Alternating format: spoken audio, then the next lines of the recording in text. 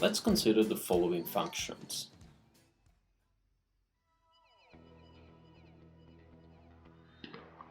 Because they are functions of kx minus omega t,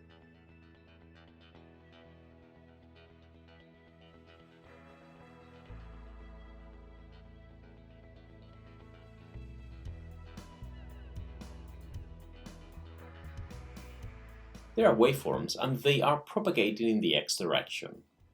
First, let's find the parameters of these two waves, and then let's study their superposition. To find the velocities, we can find lambda over t, the wavelength over the period.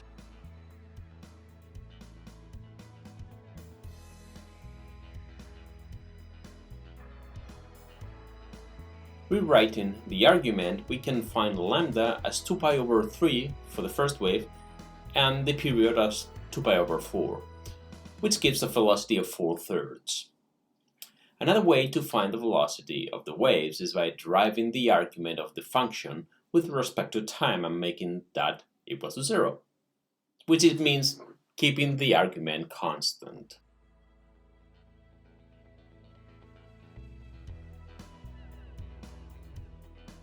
From where we solve for dx over dt.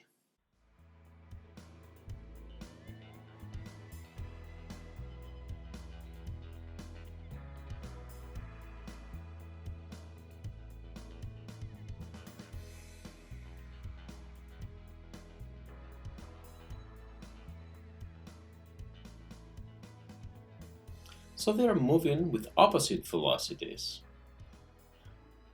Wave 1 moves to the right while wave 2 moves to the left.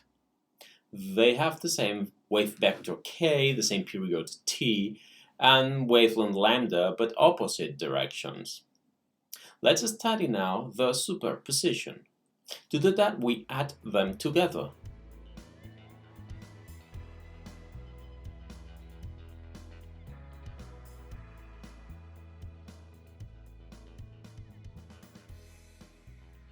Now, one question we might ask is if there is a moment in time when the superposition gives a zero amplitude in all space. To answer that, we want to impose that E1 plus E2 is 0 and work that out.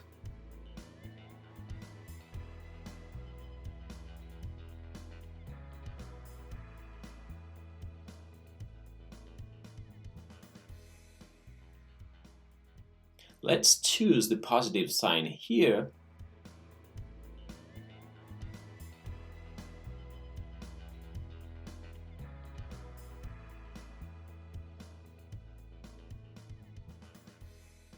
So yes, at time equals to 0, 0.75 seconds, the amplitude is 0 for all positions.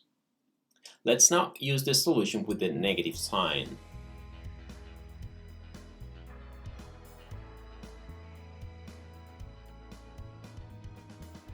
And we find the position of 1 meter.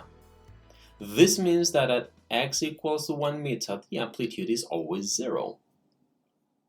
These weren't sinusoidal waves, but we could also find and study the superposition of these two non-sine waves.